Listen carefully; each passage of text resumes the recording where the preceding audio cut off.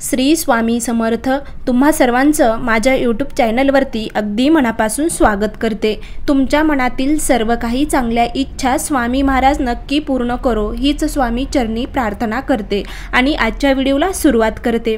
आजचा व्हिडिओ खूप महत्त्वाचा आहे। म्हणजेच आता प्रत्येकाच्या जीवनामध्ये तर तसं भरपूर काही अडचणी असतात, संकट असतात आणि असं नाही आहे की तो जन्मताच म्हणजे संकट अडचणी त्याच्या जीवनामध्ये नाहीत असा व्यक्ती तुम्हाला कुठेही सापडणार नाही। ज्याला आज संकट आहे त्याला उद्या नसणार आहेत, पण ज्याला आज संकट नाही तो खूप आनंदाने राहतोय, पण त्याच्याही वाटेला कधीतरी संकट अडचणी येणार असतात। हे प्रत्येकाच्या जीवनामध्ये चलत असतं। पण आता बऱ्याच जणांना कसं असतं ना, थोडं संकट आलं की घाबरून जातात आणि सांगतात की नाही आता ह्याच्यावर उपाय काय करता येईल, काय तोडगे करता येतील, असं बऱ्याच जणांना प्रश्न पडतो। पण तोडगे उपाय करणं त्याचबरोबर जर तुम्ही तोडगे उपाय जरी करत असाल तर त्याच्यावरती तुमचा विश्वाससुद्धा असणं खूप महत्त्वाचं आहे। तुम्ही 2 दिवस करताय आणि काहीच उपयोग होत नाही ह्या तोडग्याचा किंवा ह्या उपायाचा, ह्या सेवेचा असं म्हणणारे सुद्धा भरपूर जण असतात। पण अशी चूक करू नका। तुम्ही देवावर विश्वास ठेवताय, त्याचबरोबर सेवा करताय आणि त्या सेवेमध्ये विश्वासामध्ये तुम्हाला संयमसुद्धा असणं अत्यंत महत्त्वाचं आहे। तुम्ही एखादी सेवा करताय तर त्या सेवेचं फळ तुम्हाला लगेच मिळेल असं अजिबात होत नाही। त्या सेवेचं फळ मिळण्यासाठी तुमचं कर्मसुद्धा चांगलं पाहिजे, त्याचबरोबर देवावर तुमचा विश्वास पाहिजे। आणि म्हणजे तुम्ही अगदी नामस्मरण जरी केलं, सगळ्यात छोटी सेवा कोणतीही सेवा केली तसं तर पाहायला गेलं तर छोटी आणि मोठी असं सेवेमध्ये कोणतीच लहान मोठी सेवा नाही, सर्व सेवा समान आहेत। पण तुम्हाला जेवढे शक्य होते तसं तुम्ही सेवा करा। छोटी आणि मोठी सेवा असं काहीच नाही अजिबात।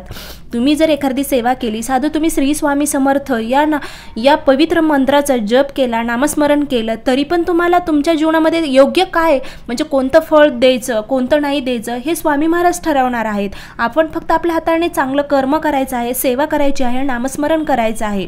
तर आज मी तुम्हाला सांगणार आहे, तुमच्या जीवनामध्ये खरंच खूप अडचणी येत असतील आणि तुम्हाला कोणतीच सेवा जमत नसेल तर अतिशय प्रभावी अशी सेवा तुम्हाला सांगणार आहे। ती कोणतीही तुमच्या जीवनामध्ये अडचण असू द्या, घरातली अडचण असू द्या, तुमचे एखादं कोर्टाचं काम होत नसेल किंवा थोडक्यात म्हणजे कोणतीही अडचण संकट असू द्या, तुम्ही नक्की संकटमुक्त होणार। फक्त तुम्हाला ही सेवा करायची आहे।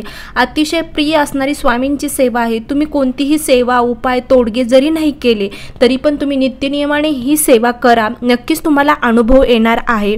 तर तुम्हाला दररोज नित्यनियमाने श्री स्वामी चरित्र सारामृत या ग्रंथ जो आहे त्याचे दररोज 3 अध्याय तुम्हाला वाचायचे आहेत आणि 7 दिवसात 21 अध्याय पूर्ण करायचे आहेत। दररोज नित्यनियमाने फक्त 3च अध्याय तुम्हाला वाचायचे आहेत। तुम्ही सेवा ही जर सातत्याने ठेवलं ह्या सेवेमध्ये तर तुम्हाला कोणतीही सेवा करायची गरज नाही, नक्कीच तुम्ही संकटमुक्त होताल।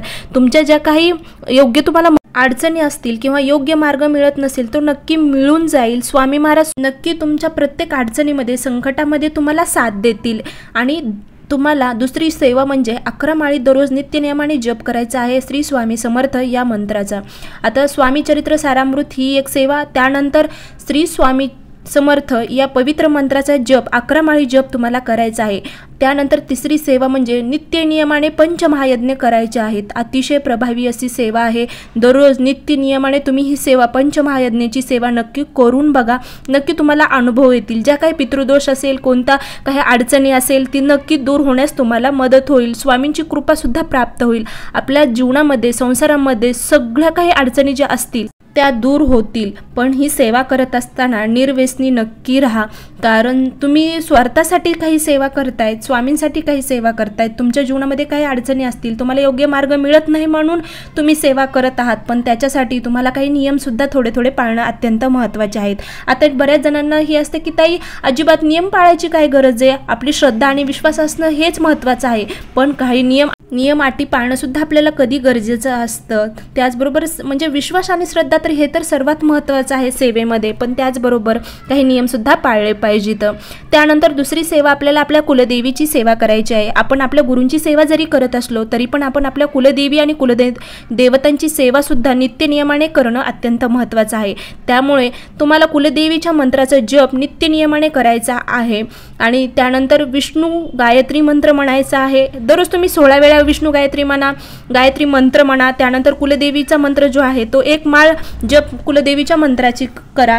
त्यानंतर महालक्ष्मी गायत्री मंत्र म्हणा। अशा सेवा ज्या आहेत ह्या 5-6 सेवा आहेत, नित्यनियमाने सातत्य ठेवा। ह्या सेवेमध्ये तुम्हाला कोणतीच सेवा करायची म्हणजे तोडगे उपाय हे करण्याची अजिबातही गरज पडणार नाही। तुम्ही जर ही साधी आणि सोपी सेवा प्रभावी सेवा नित्यनियमाने केली तर नक्कीच तुम्ही संकटमुक्त होणार आहात। अतिशय प्रिय असणाऱ्या स्वामींची ही सेवा आहे।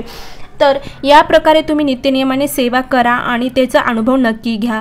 या प्रकारे आजचा व्हिडिओ होता। खरंच व्हिडिओ आवडला असेल तर नक्की लाईक शेअर सबस्क्राईब नक्की करा। श्री स्वामी समर्थ। जय जय स्वामी समर्थ। अवधूत चिंतन श्री गुरु गुरुदत्त।